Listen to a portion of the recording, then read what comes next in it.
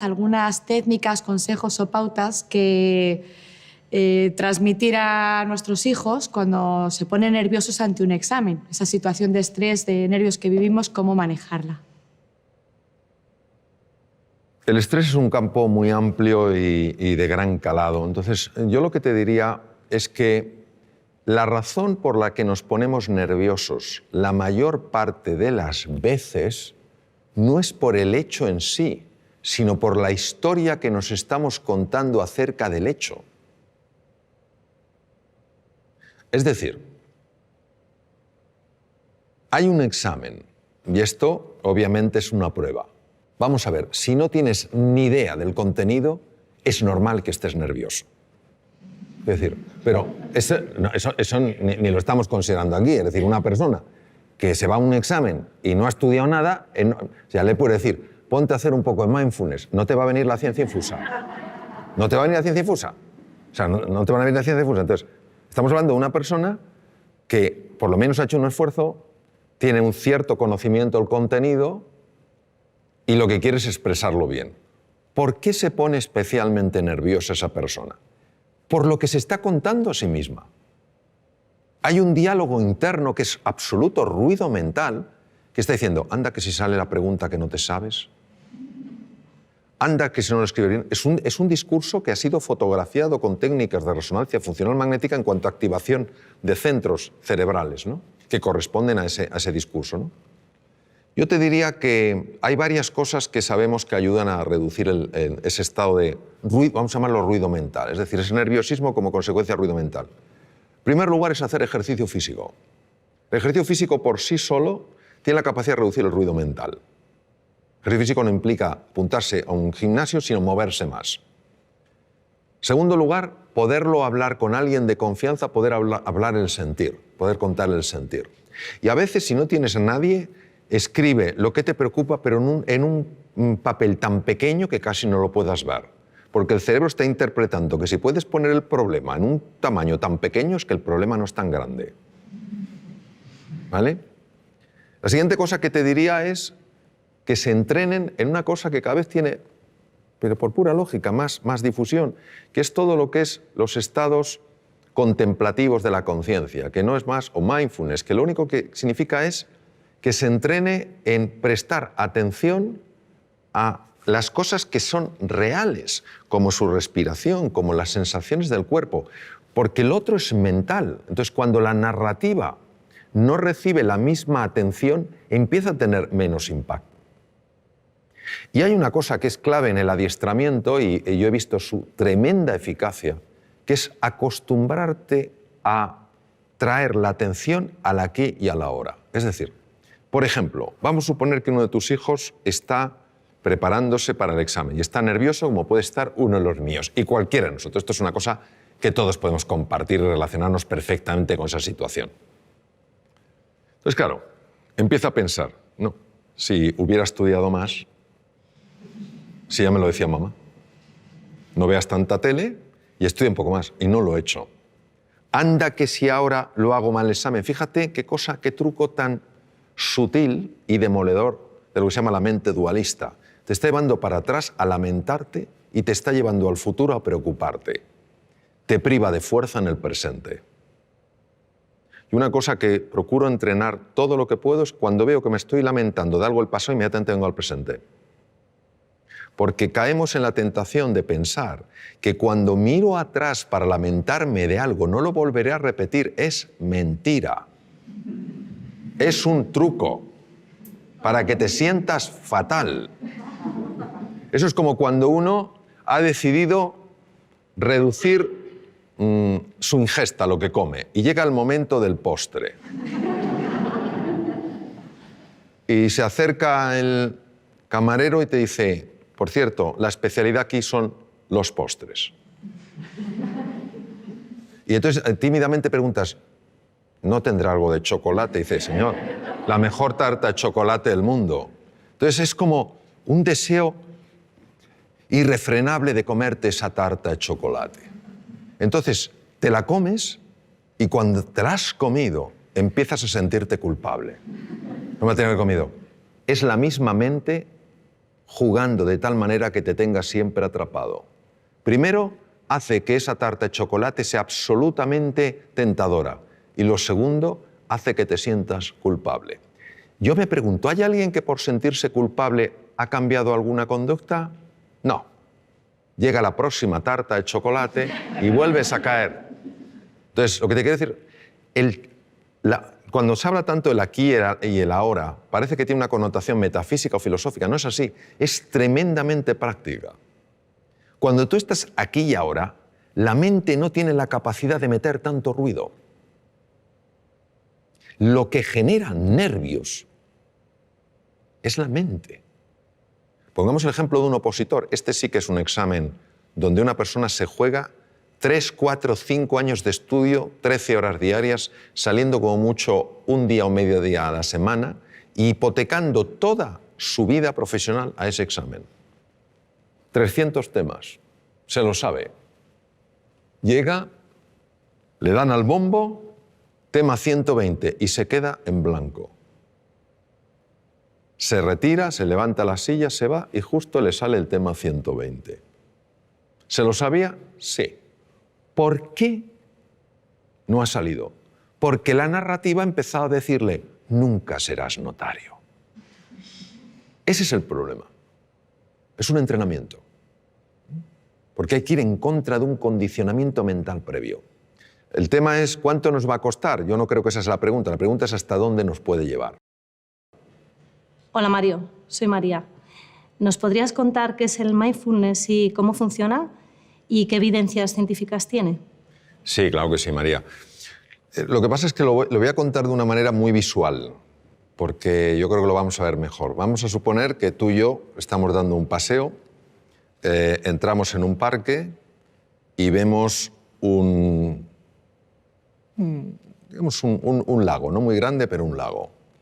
Entonces nos asomamos a ver qué hay en el fondo del lago y si el lago es profundo o no lo es. Pero no podemos ver el fondo. ¿Por qué no lo vemos, María? Porque está el agua turbia. Muy bien. Una de ellas es que el agua esté turbia. Si el agua está turbia, no podemos ver el fondo. Y si el agua no estuviera turbia, sino que fuera absolutamente cristalina, ¿por qué no vemos el fondo? Pues a lo mejor no vemos porque ese agua está agitada.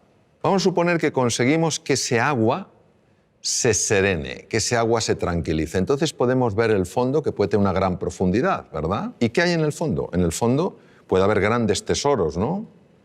Me permito recordar que algunos de los mejores tratamientos oncológicos que hay en la actualidad se han obtenido de esponjas marinas. Hay grandes tesoros, grandes oportunidades, y también podemos ver cosas pues, que no tendrían que estar ahí, plásticos, basura en el fondo del mar que está haciendo daño a la naturaleza, ¿correcto? Eso es lo que hace el mindfulness. Nuestra mente está agitada y como está agitada, no vemos nuestro potencial ni tampoco vemos aquello que nos está lastrando. Cuando conseguimos que ese agua, esa mente se serene, empezamos a ver cosas en nosotros y a experimentar sensaciones y a experimentar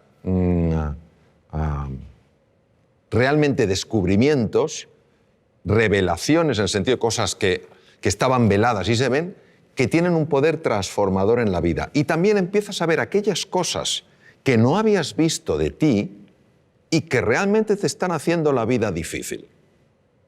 Y a veces, para poder limpiar un poco el agua, hay que descubrir dónde está la suciedad. Esto es lo que permite el mindfulness. El mindfulness es un ejercicio puro de la atención para serenar esa mente que por razones que todavía no conocemos está agitada. Y como está agitada, no podemos reconectar con nuestro potencial oculto, ni sabemos por qué tantas cosas que son pequeñas nos alteran de una manera tan grande. El mindfulness ya está descrito en la literatura india desde el Bhagavad Gita de hace 3.500 años, cuando Krishna le dice al príncipe Arjuna, la mente es difícil de manejar como el viento, Y cuando, cerca del Nepal, el príncipe Gautama Siddhartha, Sakyamuni Buda, el primer despierto según el lenguaje sánscrito, descubre que el dolor es parte de la vida, pero el sufrimiento lo genera este movimiento en la mente. Y que la forma de combatir ese sufrimiento es estabilizar la atención, alejándola de esa narrativa, de esa rumiación constante, de ese ruido que nos impide reconectar con lo que somos. La evidencia científica, pues mira, la evidencia científica es aplastante. Es que, fíjate, detrás de muchísimas enfermedades, por no decir de todas, hay un factor que puede pesar más o menos y que es la ansiedad. La ansiedad es generada por el ruido mental. La Universidad de Harvard es pionera en el mundo estudiando esto. Entre el 60 y el 90% de las consultas a médicos generales tienen como uno de los factores clave emociones perturbadoras. Vivir en la ansiedad, vivir en la desesperanza, todas estas cosas. Entonces, eso es lo que hace el mindfulness. A nivel de cerebro, pues por ejemplo, a nivel de cerebro unas cosas que hace es reducir el volumen de la amígdala. La amígdala, que no son estas, están en el cerebro. La amígdala es un núcleo que contiene grupos de neuronas muy relacionadas con el miedo y con la ira. Se ha podido observar con resonancia funcional magnética, que es una técnica de imagen para ver las partes más activas, una reducción en el volumen de la amígdala. Es decir, una persona que practica este ejercicio de atención plena es menos propensa a vivir en miedo y en ira. Imaginemos lo que es esto para la humanidad. En segundo lugar, se ha visto un aumento del tamaño de la corteza prefrontal del lado izquierdo, que es muy importante, por ejemplo, porque tiene un enorme impacto en el sistema de defensa del cuerpo, el sistema inmune. Otra cosa que se ha visto es que un sistema que se llama sistema red neuronal por defecto, que es la que hace que estemos distraídos, empieza a amortiguarse y otra red, que se llama red ejecutiva central, es mucho más activa, es decir, favorece que te des más cuenta de lo que pasa. Esto es importante, por ejemplo, para reducir la incidencia de accidentes. Se ha observado, por ejemplo, cambios en el sistema de defensa, en el sistema inmune. Gente que ha practicado mindfulness sin tener experiencia previa en absoluto, durante 5 días a la semana, a lo largo de 2 meses, 20 minutos cada día, han tenido aumentos entre el 12 y el 20% del sistema inmune. Alguien dirá, pues eso no es mucho. Ah, que te suban el sueldo un 12, un 20%. Mirad lo contento que te pones. Claro, una subida de un 12%, un 20% del sistema inmune es que no te cojas una gripe o no te cojas un catarro, o si estás lidiando con un tumor, que tu cuerpo sea mucho más agresivo. Mejoras en el tubo digestivo. Te voy a contar una cosa que es alucinante. A mí me lo parece. El tubo digestivo controla el 80% del sistema de defensa del cuerpo. Está ahí. El tubo digestivo constituye otro cerebro, complejísimo, con 500 millones de neuronas. Cuando una persona está súper-tensa, cuando una persona está llena de ansiedad, empieza a producirse el paso de sustancias feas, quiero decir, nocivas, desde la luz del intestino delgado y a veces del colon, a la sangre. Y pueden dar lugar a procesos inflamatorios generalizados que ya se están empezando a relacionar como uno de los factores, uno solo, que podría tener su conexión con el Alzheimer, por ejemplo. Hace más difícil el control de la glucosa. Es alucinante. Entonces, cómo el mundo emocional, perturbado por una mente agitada, acaba afectando todo el cuerpo. Hay estudios, por ejemplo, la aplicación de mindfulness a personas que están diagnosticadas de esclerosis múltiple, que es una enfermedad degenerativa del sistema nervioso, y se reduce la aparición de brotes, evoluciona por brotes. Son menos intensos. Se está aplicando un montón de cosas, es decir, y además por centros tremendamente serios. Se ha decidido a estudiar qué ocurre en el cerebro y en el cuerpo cuando una persona entra en estos estados de enfocarse en el aquí y en el ahora. Y también nos ha ayudado a darnos cuenta de la jaula de grillos que tenemos en la cabeza. Y que es una cosa difícil de creer. Que te pasa una cosa que te disgusta por la mañana y te está rumiando hasta la noche. Pues parece que somos vacas.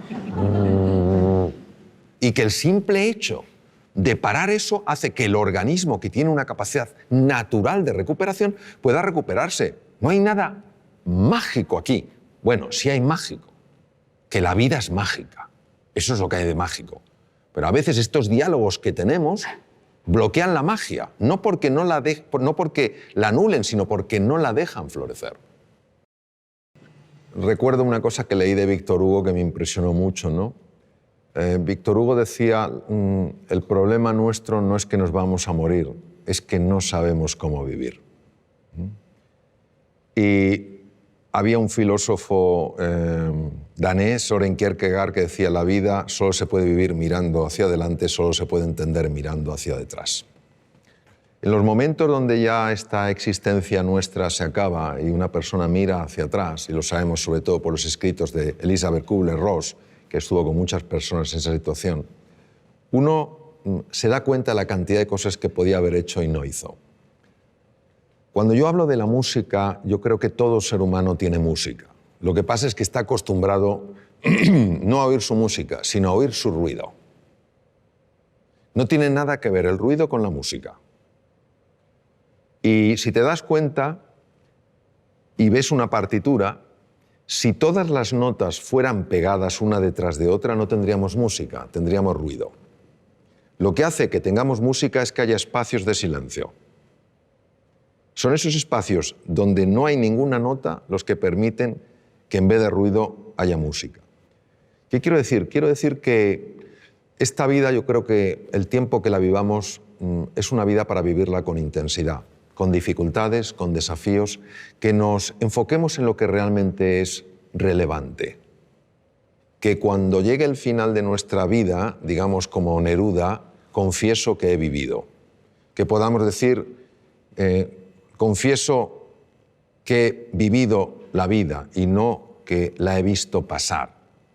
Y esa toma de conciencia, esa reflexión es lo que creo que nos puede ayudar sencillamente a que la música emerja, porque el ser humano está llamado a eso, a hacer sonar su música. O sea, todos tenemos una música y es una música preciosa, todas diferentes, todas complementarias. Eso es lo que quiero decir, que no nos conformemos con vivir una vida de ruido, sino que vayamos encontrando esa música a base de enfocarnos en las prioridades, para que al final de nuestra vida podamos decir, como decía Neruda, confieso que he vivido.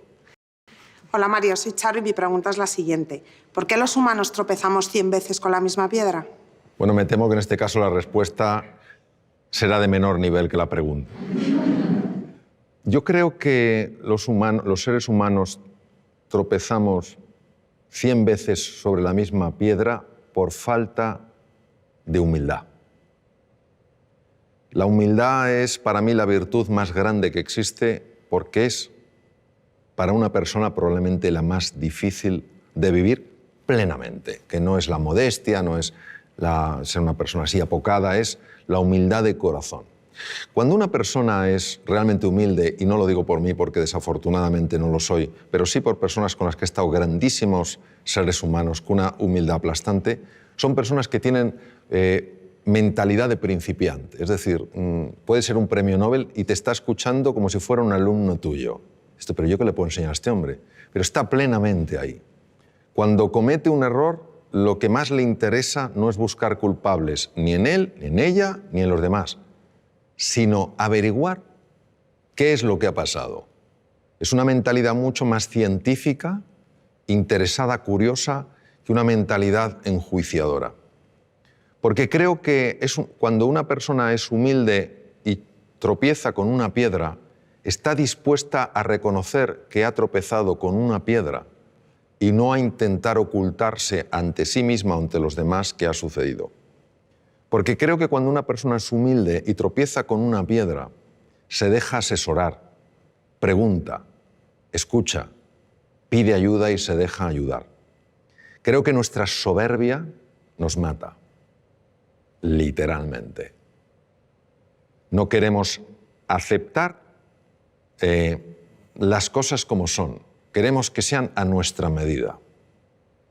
Queremos que la vida se pliegue a nuestros deseos. Por eso no fluimos con la vida. Cuando aparece algo que no nos gusta, nos preguntamos ¿por qué? en lugar de ¿para qué? Y todo eso creo que es lo que hace que nos cueste aprender. Y si yo lo llevara a una metáfora, creo que la vida se vive en plenitud cuando el que pilota el coche es la conciencia y en el copiloto va el ego. Pero cuando el ego es el que pilota, te puedes tropezar 100, 1000, 100.000 y nunca aprenderás. Pues un poco resumir, tal vez desde otro ángulo, lo que hemos estado hablando, que es que el ser humano es indivisible. O sea, una persona puede tener un hígado, pero una persona es más que su hígado. No somos casos clínicos interesantes, sino seres humanos completos. Y que la faceta física, el cuidado del cuerpo, de la nutrición, el hacer ejercicio físico es muy importante. La faceta mental, dormir bien, dormir suficiente es importante. Es más importante dormir que comer, fisiológicamente hablando. Que la faceta mental es clave, que tenemos que aprender todos a gestionar mejor nuestra mente, a enfocarnos en lo esencial, a usar un lenguaje que nos ayude, no que nos anule, a interpretar las cosas de una forma que nos permita salir adelante, no quedarnos atascados, ¿no? Que el elemento afectivo es esencial, buscar lo positivo en las cosas, más que los porqués, los paraqués, más que los esques, pues tal vez los hayques, a lo mejor más que solo me queda, pues los aún me queda, ¿no? Y que luego hay una dimensión espiritual en la existencia humana que es muy importante y que nos abraza a todos, que es la vida con propósito, es decir, que nuestro propósito no es solo experimentar la felicidad, sino ayudar a otros seres humanos también a ser felices. Decía Martin Buber, un magnífico filósofo alemán, decía que se puede vivir como si fueras el centro de una circunferencia o se puede vivir como si fueras el centro de una elipse. Qué bonito, porque la elipse tiene dos centros, tú y yo, y así es como se construye en nosotros. Yo creo que todos en la dimensión espiritual lo que estamos llamados es a construir un nosotros, a ayudarnos en este viaje fascinante que es la vida, en nuestras distintas facetas, y que la educación, se valore o no, es increíblemente valiosa. ¿Cuántas cosas no tendríamos que padecer si las hubiéramos aprendido a edades más tempranas? ¿Cuántos conflictos no surgirían si los hubiéramos aprendido a resolver en un entorno escolar cuando éramos más jovencitos? ¿Cuántos dones conoceríamos si los hubiéramos descubierto? Entonces, la educación es tarea de todos y yo creo que nuestra responsabilidad es, cada uno en la medida de sus posibilidades, ayudar a valorar verdaderamente no solo la importancia de la educación, sino la enorme importancia del maestro, la enorme importancia de la relación con el estudiante, valorar al estudiante porque es la persona que está en el momento cumbre de la vida para aprender y descubrir, y entender que esto puede dar un gran sentido a nuestra vida, porque no es solo lo que nosotros logremos, es también el legado que vamos dejando y que puede afectar a muchas generaciones. Tú cambias un sistema educativo, lo mejoras y eso puede tener un impacto como cuando tiras una piedrecita en un estanque y las ondas se extienden por todas partes. Pues eso, os animo a que cada uno, donde esté, como pueda, en la manera en que vea, viva de acuerdo a unos principios que en el fondo lo único que buscan es darle al ser humano su verdadera dignidad y su grandeza. Gracias.